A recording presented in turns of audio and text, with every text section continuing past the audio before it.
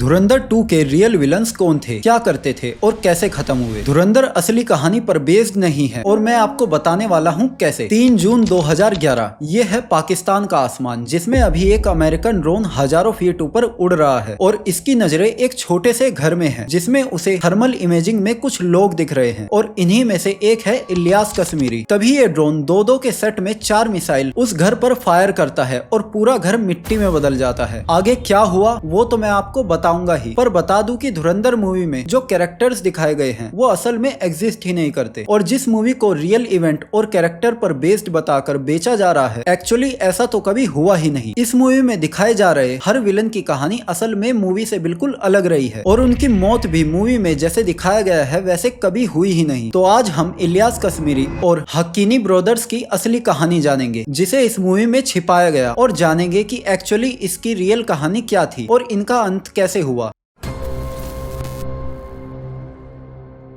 तो चलिए सबसे पहले बात करते हैं इन 2 जुड़वा भाइयों की। 1961 में पाकिस्तान के कराची में एक फैमिली में 2 जुड़वा बच्चे पैदा हुए। नाम रखा गया अल्ताफ और जावेद। इनके पिता एक छोटा सा काम करते थे, गली में बैठकर लोगों के नोट बदला करते थे। मतलब किसी को डॉलर चाहिए तो पाकिस्तान के रुपए दो और डॉलर ले लो, बिल्कुल सिंपल सा काम। दोनों भाई बड़े हुए तो उन्होंने भी ये काम सीखा और 1983 में इन्होंने अपने एक दोस्त मुन्नाफ कालिया के साथ मिलकर कंपनी बना ली। नाम रखा KKI यानी खनानी एंड कालिया इंटरनेशनल। ऊपर से देखने में ये कंपनी बिल्कुल सीधी सादी थी। कोई पाकिस्तान से अपना पैसा दुबई भिजवाना चाहता तो KKI ये काम कर देती, कोई लंदन भिजवाना चाहता तो भी ये कर देती, और वो भी बैंक से भी ज्यादा तेज। लेकिन अंदर अंदर कुछ और ही चल रहा था। होता ये था कि जब कोई अपना पैसा भिजवाता तो KKI उनका कोई रिकॉर्ड नहीं रखती, ना कोई कागज, ना कोई बैंक का काम, ना कोई टैक्स। बस पैसा एक जगह से गायब और दूसरी जगह पर आ गया। इसे ही हवाला सिस्टम कहते हैं। और ये हवाला सिस्टम इतना तेज था कि पाकिस्तान के बड़े बड़े नेता और अफसर बैंक के चेक से ज्यादा KKI की रिसिप्ट पर भरोसा करते थे। 1990 तक आते आते ये दोनों भाई इतने ताकतवर हो गए कि पाकिस्तान में जो भी पैसा बाहर जाता उसका 40% इनके हाथों से गुजरता था। लेकिन असली कहानी तो अब शुरू होती है, क्योंकि इसी टाइम पर इनकी मुलाकात होती है दाऊद इब्राहिम से। वही दाऊद इब्राहिम जिसने 1983 में मुंबई में बॉम्ब ब्लास्ट किए थे। तो ब्लास्ट के बाद जब दाऊद मुंबई से दुबई और वहां से भागकर कराची पहुंच गया, तब पाकिस्तान की ISI की मदद से उसने काफी पैसा कमाया और अब दाऊद के पास पैसा बहुत था। ड्रग बेचने का पैसा, हथियार बेचने का पैसा, लोगों से जबरदस्ती वसूली का पैसा। लेकिन वो ये पैसा सीधा बैंक में रख नहीं सकता था क्योंकि पकड़ा जाता। तो उसने खनानी ब्रदर्स को बोला कि मेरा पैसा साफ करो, और खनानी ब्रदर्स ने दाऊद के लिए एक अलग सीक्रेट कंपनी बना दी जिसका नाम था खनानी MLO। इसका काम सिर्फ ये था कि दाऊद का गंदा पैसा लो, दुनिया भर में घुमा फिरा कर साफ करो और वापस भेज दो। पैसा दुबई से कनाडा जाता, कनाडा से कोलंबिया जाता और फिर रोटेट होता हुआ वापस आता। लेकिन ये सिर्फ दाऊद तक सीमित नहीं रुका। अमेरिकन एजेंसीज को बाद में पता चला कि खनानी ब्रदर्स के पास अल-कायदा का भी पैसा आता था, लश्कर ताइबा का भी, जैसे मोहम्मद का भी, तालिबान का भी। मतलब दुनिया के जितने भी खतरनाक आतंकी ग्रुप थे सब अपना पैसा इन 2 भाइयों से साफ करवाते थे। हर साल ये लोग 14 से 16 बिलियन डॉलर का गंदा पैसा धोते थे, जितना पैसा आज पाकिस्तान के फॉरेन रिजर्व में भी नहीं है। अब जस्ट इमेजिन करो कि ये कितने पावरफुल होंगे। लेकिन इनके सबसे खतरनाक काम की बात तो अभी बाकी है। ये दोनों भाई पाकिस्तान में इंडिया के नकली नोट भी छापते थे, जो एंगल धुरंधर मूवी में भी दिखाया गया है। तो जो ये इंडियन करेंसी छापते थे उसे नेपाल के रास्ते, बांग्लादेश के रास्ते और दुबई के रास्ते इंडिया में भेजते थे, और इसी पैसे से ये लोग आतंकियों को फंड करते थे जो इंडिया पर हमला करते थे। मतलब एक तरफ से नकली नोट से इंडिया की इकोनॉमी तबाह करो और दूसरी तरफ से उसी पैसे से बॉम्ब ब्लास्ट कराओ, और ये एक पूरा चेन था। और उस चेन का सेंटर थे खनानी ब्रदर्स। कहा जाता है कि जब इंडिया और अमेरिका जैसे देशों का पाकिस्तान सरकार पर दबाव बढ़ने लगा तो उन्होंने इन पर एक्शन का ढोंग किया। 2008 में पाकिस्तान की FIA ने यानी पुलिस जैसी एक एजेंसी ने इनके ऑफिसर्स पर छापा मारा। दोनों भाई पकड़े गए। FIA ने कहा कि इन्होंने पाकिस्तान से अरबों डॉलर इनलीगली बाहर भेजे हैं। दुनिया को दिखाने के लिए इनकी कंपनी का लाइसेंस कैंसिल हुआ, लेकिन पाकिस्तान की सरकार ने कोर्ट में सबूत गायब करवा दिए, जिसके चलते इनका केस धीरे धीरे दबा दिया गया और इन्हें छोड़ दिया गया। लेकिन पाकिस्तान ने जो किया सो किया, पर बाहर की दुनिया चुप नहीं बैठी। अमेरिका की DEA यानी ड्रग इन्फोर्समेंट एडमिनिस्ट्रेशन, जिनके पास ड्रग और काले धंधे रोकने की ताकत है, उनकी नजरें अल्ताफ खनानी पर थी और उन्होंने एक प्लान बनाया जो सुनने में किसी मूवी जैसा लगता है। DEA के एजेंट ने नकली ड्रग स्मगलर बनकर अल्ताफ के नेटवर्क में घुसने की कोशिश की। पहले दोस्ती की, भरोसा जीता, फिर कहा हमारे पास बहुत ज्यादा ड्रग का पैसा है, इसे साफ करो तो तुम्हें बड़ा कमीशन मिलेगा। अल्ताफ मान गया। वो इतना कॉन्फिडेंट था कि फोन पर खुलकर बात करता था, ये सोचकर कि कोई सुन नहीं रहा। लेकिन DEA हर कॉल रिकॉर्ड कर रही थी। 2015 में पहला टेस्ट किया। कुछ $1 मिलियन अल्ताफ के लोगों को दिए गए। कुछ ही घंटों में इन दोनों भाइयों ने साफ करा दिए, यानी कि वाइट करा दिए। अल्ताफ ने अपना कमीशन रख लिया। लेकिन ये सारी चीजें अब रिकॉर्ड हो चुकी थी, सबूत बन चुके थे। फिर DEA ने एक जाल बिछाया, कहा कि एक बहुत बड़ी डील है और अगर तुम्हें ये डील करनी है तो तुम्हें पर्सनली मिलना पड़ेगा। जगह रखी गई पनामा। सितंबर 2015 में जैसे ही अल्ताफ पनामा के एयरपोर्ट पर उतरा, उसे वहीं अमेरिकन एजेंट्स ने पकड़ लिया।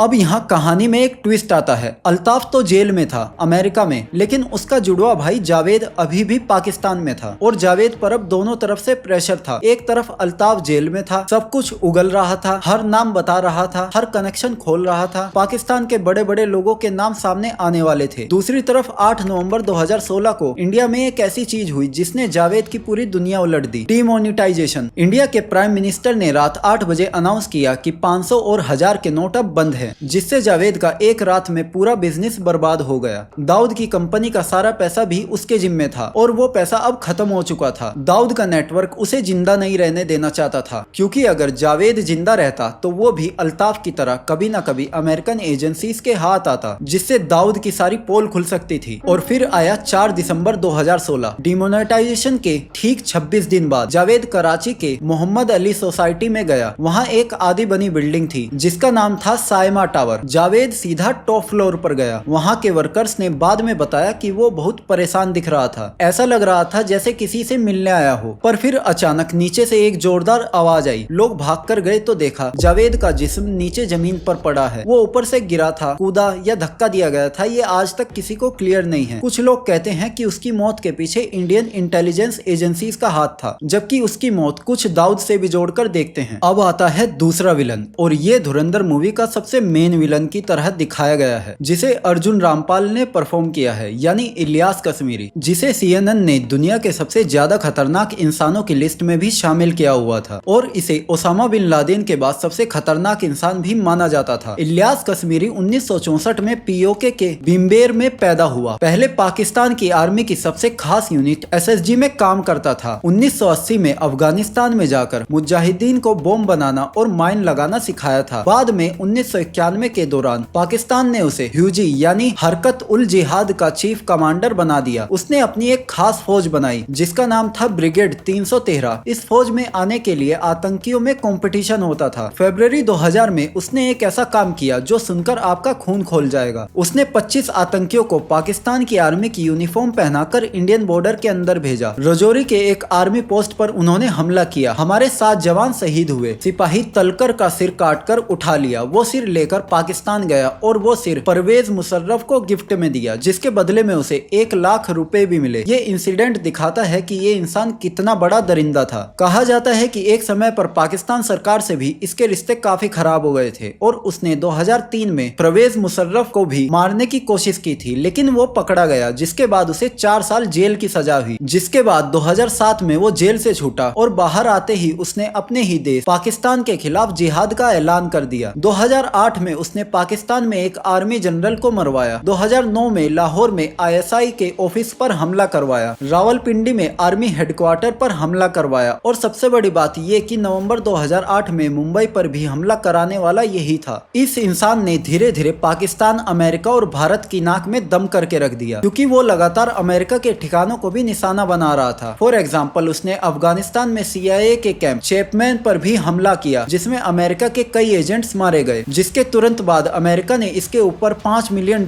का इनाम रख दिया और इसके पीछे अमेरिका की CIA लग गई। रिपोर्ट्स की माने तो इसके बाद से ही CIA से पूरे पाकिस्तान में ढूंढ रही थी और फाइनली 3 जून 2011 को रात के समय आसमान में एक आवाज हुई। वो आवाज अमेरिका के प्रीडिएटर ड्रोन की थी। ड्रोन ने पाकिस्तान के एक इलाके में उस मकान को ढूंढ लिया जहां पर इलियासी छुपा हुआ था, जिसके बाद 4 मिसाइलें दागी गई और इलियास कश्मीरी के छिपे हुए ठिकाने को पूरी तरह मिट्टी में मिला दिया गया। कश्मीरी समेत 9 आतंकी इस हमले में मारे गए और इस तरह इलियास कश्मीरी का चैप्टर क्लोज हुआ। और यही है धुरंधर 2 मूवी के इन विलन्स की मौत की असली कहानी, ना कि वो जो आपने धुरंधर मूवी में देखी है। तो आपको इस बारे में क्या लगता है? और अगर आपके मन में कोई सवाल है तो आप मुझे कमेंट बॉक्स में लिखकर बता सकते हैं।